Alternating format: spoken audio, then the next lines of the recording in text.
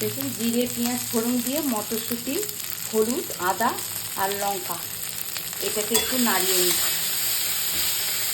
আজকে এই বিট গাজরের তরকারি করবো।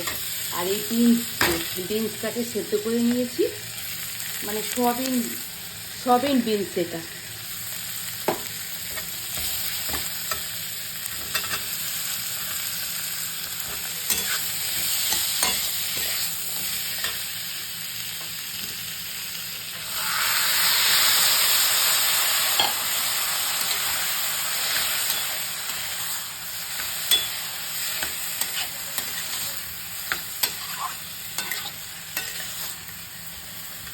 এবার গাজরটা দিয়ে দিচ্ছি।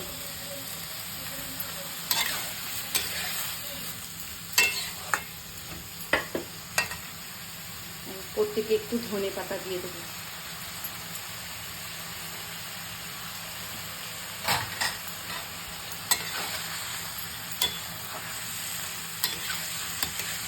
এই বিনসের সেদ্ধর জলটা এর মধ্যে দিয়ে দেবো।